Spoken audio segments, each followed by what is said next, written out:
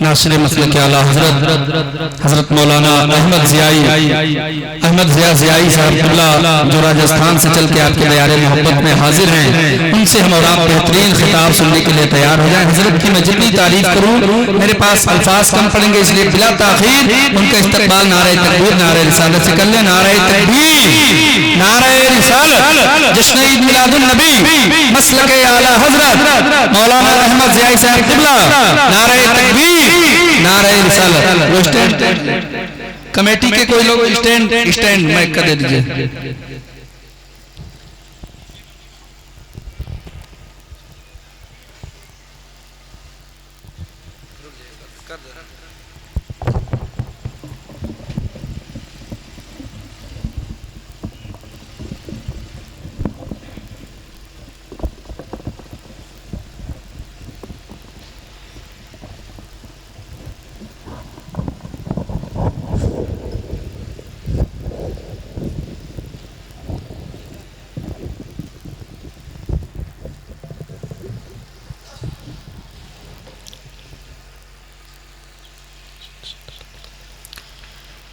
Stage پر تشریف فرما علماء اکرام، شعراء نظام، سامعین و سامعات، السلام علیکم ورحمۃ اللہ وبرکاتہ۔ نحمده ونصلي ونسلم على حبيبه الكريم، أما بعد، فأعوذ بالله من الشيطان الرجيم، بسم الله الرحمن الرحيم۔ والضحى والليل إذا سجى، صدق الله العظيم وصدق رسوله النبي الأمين الكريم، والحمد لله رب العالمين۔ آئیے کچھ سنانے سے قبل آقا نامدار مدینے کے تاجدار حضور رحمت عالم نور مجسم صلی اللہ تعالی علیہ وسلم کی بارگاہ بے کس پناہ میں عقیدت و محبت کے ساتھ درود و سلام کا نذرانہ پیش کر کے بآواز بلند پڑھیں، اللہم صلی علی سیدنا حبیبنا کریمنا مولانا محمد بارک رسول اللہ صلی اللہ تعالی علیہ وسلم۔ حضرت کچھ لمحات کے لیے میں آپ کی خدمت میں حاضر ہوا ہوں۔ جس طریقے سے آپ نے ان حضرات کو بڑی محبتوں کے ساتھ سماعت کیا، اور یہ قابل تعریف ہیں حضرت، کتنے بہترین کلام آپ کی خدمت آپ کے گوش گزار کر رہے تھے۔ آپ لوگ مجھے بھی تھوڑی دیر سماعت کر لیں، کیونکہ ابھی حضرت مجھ سے پوچھ رہے تھے کہ آپ کو کرسی چاہیے، تو میں نے منع کر دیا۔ لوگ کرسی کے لیے لوگوں کو چھوڑتے ہیں، میں نے آپ کے لیے کرسی بھی چھوڑ دی، میں نے آپ کے لیے کرسی بھی چھوڑ دی۔ آئیے ایک مرتبہ پھر سے بابا سے بلند درود پاک پڑھیے، اللہم صلی علی سیدنا حبیبنا کریمنا مولانا محمد بارک وسلم، صلاۃ و سلام علیک یا حبیبی یا رسول اللہ صلی اللہ تعالی علیہ وسلم۔ حضرات محترم، جس آیت کریمہ کو میں نے عنوان تقریر بنایا، والضحیٰ واللیل اذا سجا، والضحیٰ سے مراد مصطفیٰ جان رحمت صلی اللہ تعالی علیہ وسلم کا چہرے پاک ہے، اور واللیل سے مراد مصطفیٰ جان رحمت صلی اللہ تعالی علیہ وسلم کی زلفِ مبارکہ ہے۔ حضرات محترم، جب نبی کریم صلی اللہ تعالی علیہ وسلم کے حسن و جمال کو، فضل و کمال کو، حضور صلی اللہ تعالی وسلم کی بلندی کو، برگزیدگی کو، بلند پائیکی کو، نبوت کو، رسالت کو، جب حضرت حسان بن ثابت رضی اللہ تعالیٰ نے دیکھا تو آپ فرمانے لگے، وَأَحْسَنُ مِنْكَ لَمْ تَرَ قَطُّ عَيْنِي وَأَجْمَلُ مِنْكَ لَمْ تَلِدِ النِّسَاءُ۔ یا رسول اللہ، میں نے روئے زمین، یا رسول اللہ میں نے آپ کے جیسا حسین کسی کو نہیں دیکھا، اور میری آنکھ دیکھتی بھی کہتے جبکہ کسی ماں نے آپ کے جیسا پیدا ہی نہیں کیا۔ تو میرے آقا سب سے زیادہ دنیا میں خوبصورت۔ جب حسن مصطفیٰ کی بات آئی گئی ہے تو آئیے سیکھ سے گفتگو کو شروع کر دوں۔ حضرت ابوبکر صدیق رضی اللہ تعالیٰ عنہ فرماتے ہیں کہ آقا نامدار مدینے کے تاجدار حضور رحمت عالم نور مجسم صلی اللہ تعالیٰ علیہ وسلم سے زیادہ اس دنیا میں کوئی خوبصورت نہیں۔ حضرت عمر فاروق فرماتے ہیں کہ آقا سے زیادہ اس دنیا میں کوئی خوبصورت نہیں. حضرت عمر فرماتے ہیں کہ آقا سے زیادہ اس دنیا میں کوئی خوبصورت نہیں. حضرت عثمان فرماتے ہیں کہ آقا دو جہاں صلی اللہ علیہ وسلم سے زیادہ اس دنیا میں کوئی خوبصورت نہیں.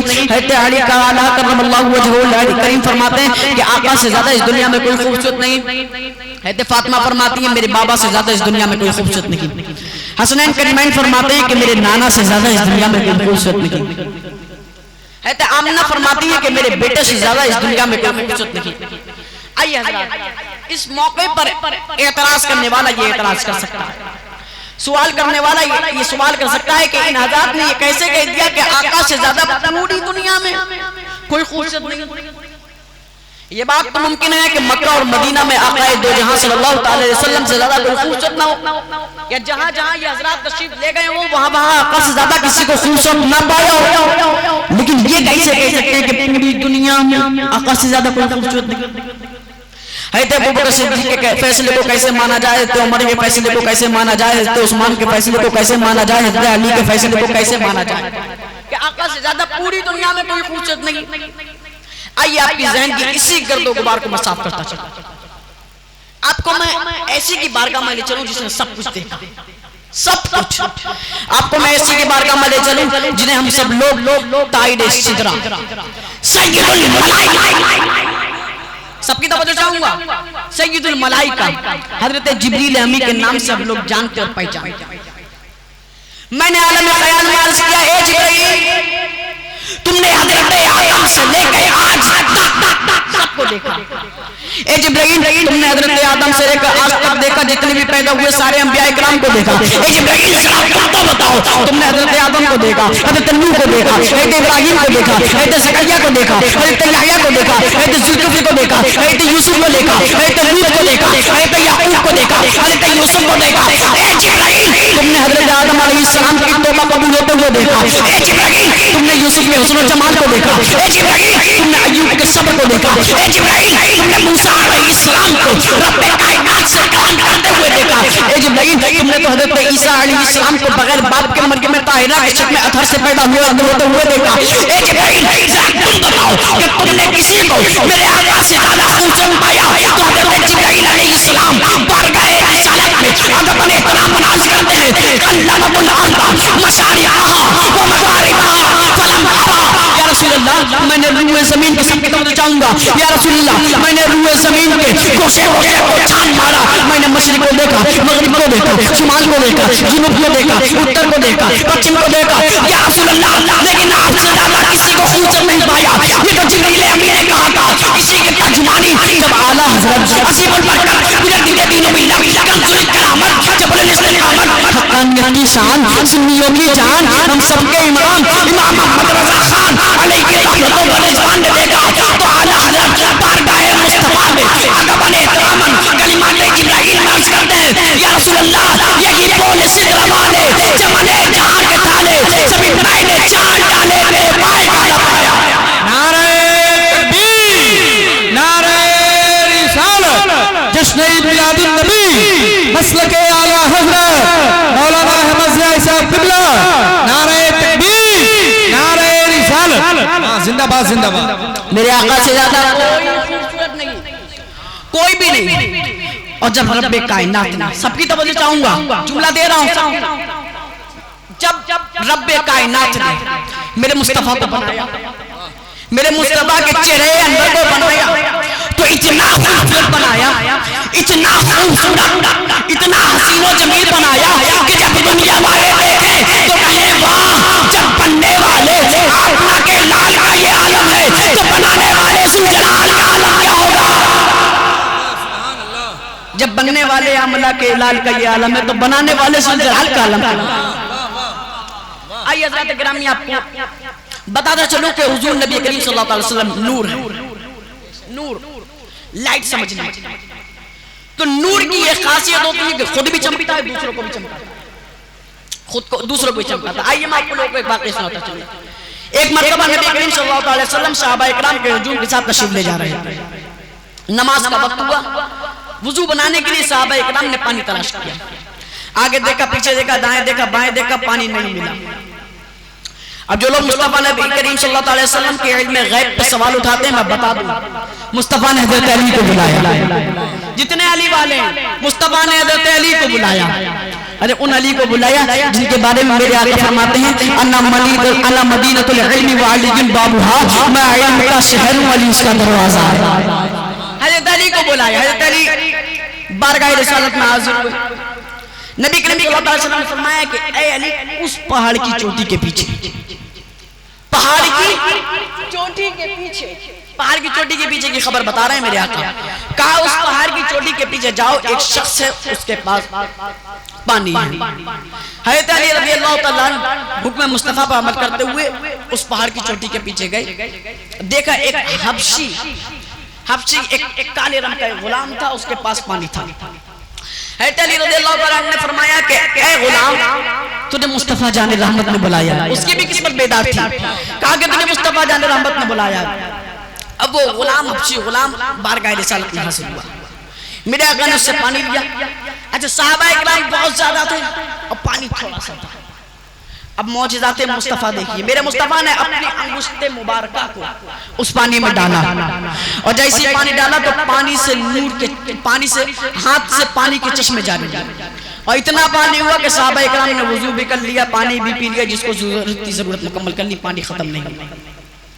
جب پانی ختم نہیں ہوا، اس شخص نے آقا کو پانی دیا تھا تو میرے مصطفیٰ نے اس شخص کو اپنے قریب بلایا. سب کی توجہ، اس شخص کو اپنے قریب بلایا اور اس شخص کے چہرے پہ اپنا دست مبارک پھیر دیا. وہ حبشی تھا لیکن اب نہیں. اب اس کے چہرے کی چمک چاند کی چمک سے زیادہ ہو گئی. اب اس کے چہرے کی چمک سورج کی روشنی سے زیادہ ہو گئی. اب اس کے چہرے کی چمک چاند کی جھلملاہٹ سے زیادہ ہو گئی. اس شخص کے چہرے پہ ہاتھ پھیرا تو اس شخص کا چہرہ چمک گیا. تو گویا وہ شخص جب تک بارگاہ رسالت سے وابستہ نہ ہوا تھا، جب تک در مصطفیٰ میں نہ آیا تھا، جب تک کالا تھا، اور جیسے ہی مصطفیٰ جان رحمت نے اس پر اپنا دست مبارک پھیرا اس کا چہرہ گورا ہو گیا. تو اب سمجھ میں آ گیا کہ اس دنیا میں جس شخص کو جو بھی مرتبہ ملا در مصطفیٰ سے ملا، جو بھی شخص جو کچھ بن کے چمکا در مصطفیٰ سے بن کے چمکا. اے سنیے غور کرو، حضرت ابو بکر صدیق بن کے چمکے در مصطفیٰ سے، عمر فاروق بن کے چمکے در مصطفیٰ سے، عثمان غنی بن کے چمکے در مصطفیٰ سے، علی شجاعت کا تاجدار بن کے چمکے در مصطفیٰ سے، حسن امامت کا تاجدار بن کے چمکے در مصطفیٰ سے، امام حسین سید الشہداء بن کے چمکے در مصطفیٰ سے، حضرت عبد القادر غوث اعظم بن کے چمکے در مصطفیٰ سے، خواجہ غریب نواز بادشاہ ہندوستان بن کے چمکے در مصطفیٰ سے. اور اسی چمک کو جب بریلی کے امام نے دیکھا کہ سب جس کو چمک ملتی ہے اسی طرح سے ملتی ہے، تو اعلیٰ حضرت نے بھی بارگاہ رسالت میں ادب احترام عرض کرنے لگے یا رسول اللہ، چمک تجھ سے پاتے ہیں سب پانے والے، میرا دل بھی چمکا دے چمکانے والے. نعرہ چمک تجھ سے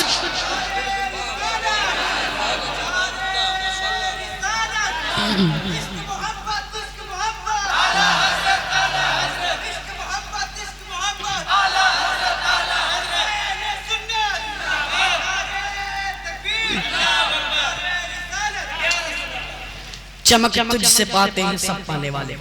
اور جب میرے رضا میرے آقا کے اس بلند مرتبے کو دیکھا کہ جس کو جو بھی ملا در مصطفیٰ سے ملا، سب کچھ اب در مصطفیٰ ہے. کیونکہ اس دنیا میں جو کچھ ملا، میں ایک مرتبہ شاید آیا تھا بتا چکا ہوں کہ اس دنیا میں ہمیں جو کچھ بھی ملا در مصطفیٰ سے ملا. تو احمد رضا نے، ہم سنیوں کے امام نے اب یہ فیصلہ کر لیا کہ احمد رضا اب کسی کی غلامی کا پردہ اپنے گلے میں ڈالنا ہے تو مدینے کے مصطفیٰ ہے، تو ہم سب کے آقا ہے، وہ تاجدار مدینہ ہے. تو اعلیٰ حضرت نے بارگاہ رسالت میں یہ عرض کرنے لگے میں مجرم ہوں آقا، مجھے ساتھ لے لو، یہ راستے میں ہے جا بڑا کھانے والے. اور جب میرے رضا نے میرے آقا کی غلامی کا پٹا ڈالا، جب اپنے گلے میں ڈالا تو 10 سال کے لیے نہیں، 20 سال کے لیے نہیں، 50 سال کے لیے نہیں، عمر بھر کے لیے نہیں، بلکہ رضا عرض کرتے ہیں یا رسول اللہ، دو جہاں میں خاتم آل رسول اللہ حضرت آل رسول مقتدیٰ، حضرت آل رسول مقتدیٰ کے واسطے. سبحان اللہ، زندہ باد زندہ باد. نعرہ تکبیر، نعرہ رسالت، جشن عید میلاد النبی، مسلک اعلیٰ حضرت، نعرہ تکبیر، نعرہ رسالت. آگے حضرات، کیا آپ لوگ مجھے بتا سکتے ہیں کہ زندگی کسے کہتے ہیں اور موت کسے کہتے ہیں؟ Definition of life and definition of death. زندگی کیا ہے اور موت کیا ہے؟ بس ہم لوگوں کے یہاں اور آپ لوگوں کے یہاں اسی چیز کو موت مانتے ہیں کہ جب کسی انسان کے جسم سے روح نکل جائے تب وہ مردہ ہو جاتا ہے. گھر میں عورتیں وغیرہ اس کے عزیز و اقارب رونے لگتے ہیں کہ دنیا چھوڑ کر چلا گیا. جسم سے روح نکلی، ہم لوگوں نے اسے مردہ ماننا شروع کر دیا، اب وہ مردہ ہو گیا. آپ لوگ یہاں سب کے یہی مانتے ہیں نا؟ ذرا ہاتھ اٹھا کے بتائیے کس کے یہاں یہی مانتے ہیں؟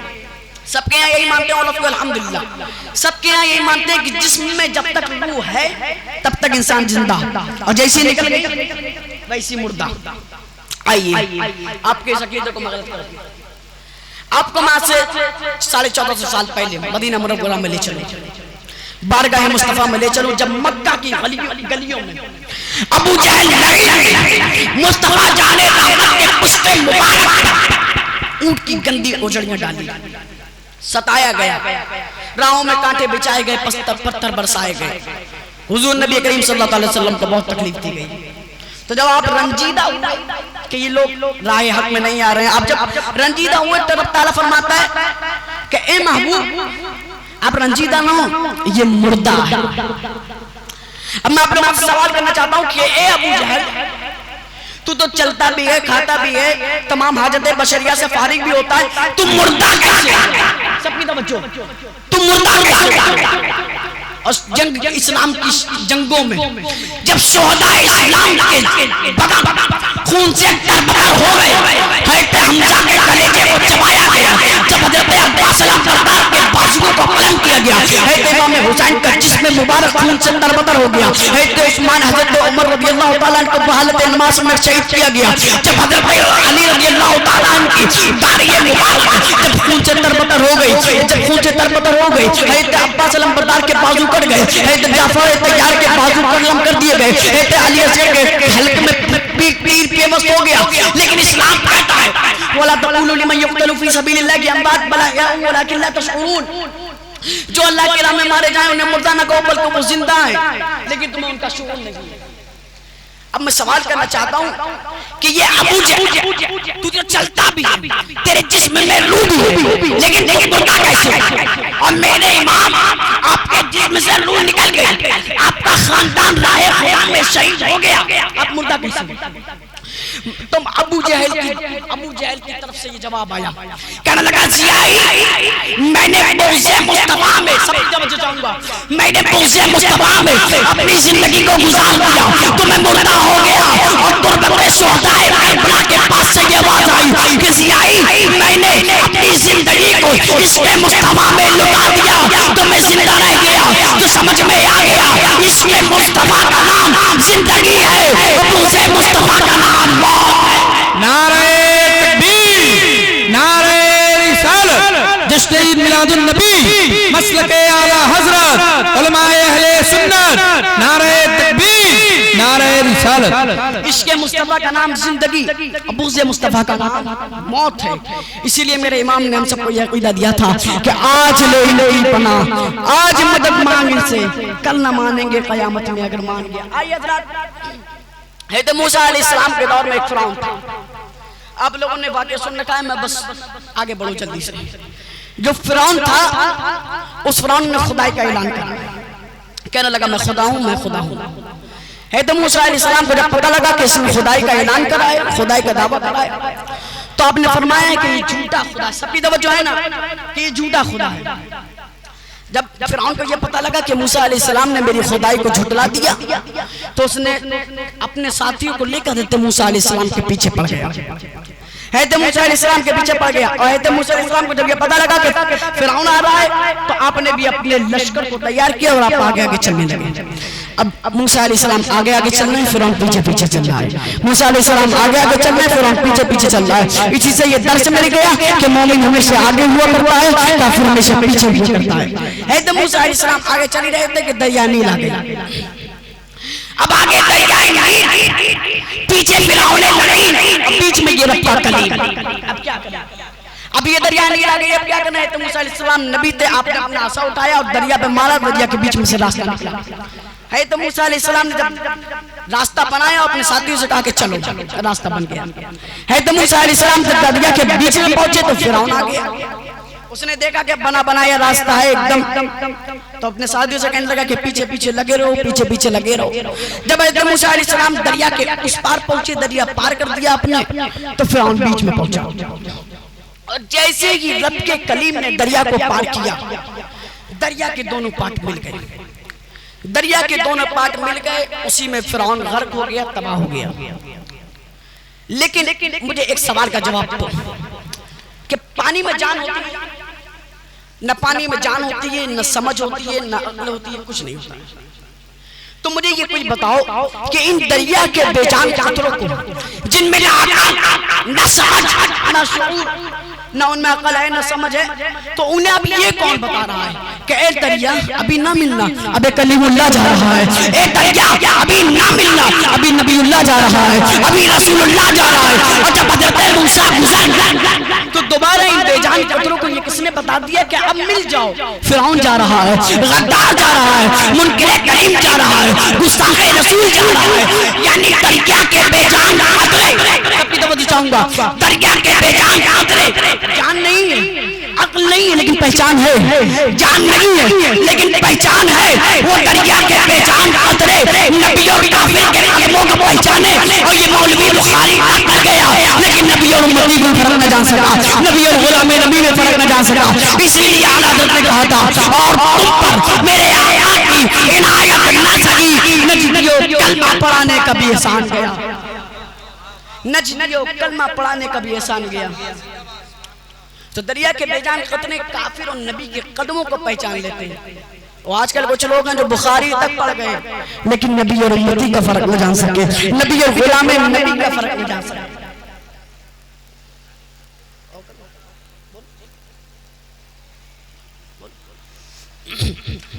جب نبی کریم صلی اللہ علیہ وسلم کو معراج پر بلایا گیا، اب اللہ رب العزت کے پاس تشریف لے گئے، جب آپ رب العزت کے پاس تشریف لے گئے اور دیدار خدا سے شرفیاب ہوئے اور آپ تشریف لے آئے، اور بھی بہت ساری باتیں ہوئی، تفصیل میں نہیں جانا چاہتا کہ آپ بارگاہ الہی میں حاضر ہوئے، دیدار الہی سے مشرف ہوئے اور آپ چلے آئے۔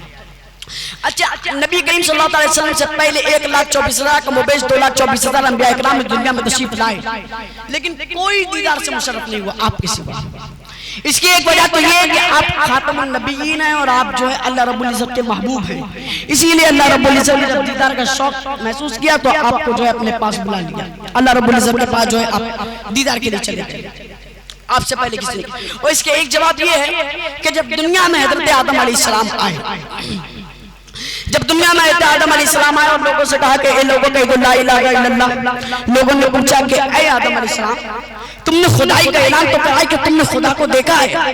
تو حضرت آدم علیہ السلام کہنے لگے نہیں میں نے سنا ہے، حضرت آدم علیہ السلام کہنے لگے میں نے سنا ہے۔ پھر اس دنیا میں حضرت نوح علیہ السلام آئے، لوگوں سے کہا کہ اے لوگوں کہہ لا الہ الا اللہ، لوگوں نے پوچھا اے نوح علیہ السلام اے ثانی آدم کہ تم نے بھی رب کو دیکھا ہے؟ کہا نہیں میں نے سنا ہے۔ حضرت یوسف آئے، کہنے لگے میں نے سنا ہے۔ حضرت داؤد آئے، کہنے لگے میں نے سنا ہے۔ حضرت یوسف آئے، کہنے لگے میں نے سنا ہے۔ حضرت ذوالکفل آئے، کہنے لگے میں نے سنا ہے۔ حضرت یوسف آئے، کہنے لگے میں نے سنا ہے۔ حضرت ابراہیم آئے، کہنے لگے میں نے سنا ہے۔ حضرت اسماعیل آئے، کہنے لگے میں نے سنا ہے۔ جناب عیسیٰ آئے، اپنے قوم سے کہا اے لوگوں نے لا الہ الا اللہ، لوگوں نے پوچھا اے ابن مریم تم نے رب کی بات تو کری ہے، کیا تم نے رب کو دیکھا ہے؟ تو عیسیٰ علیہ السلام نے کہا اے لوگوں نے میں نے سنا ہے، مگر جب 12 ربیع الاول کی صادق میں عرش کی آنکھوں کا تارا جگ کا دلارا آقا ہمارا مجتبیٰ محمد مصطفیٰ اس دنیا میں تشریف لائے اور لوگوں سے کہا کہ لوگوں کا تو لا الہ الا اللہ، تو لوگوں نے پوچھا کہ اے ابن عبداللہ کیا آپ نے بھی سنا ہے؟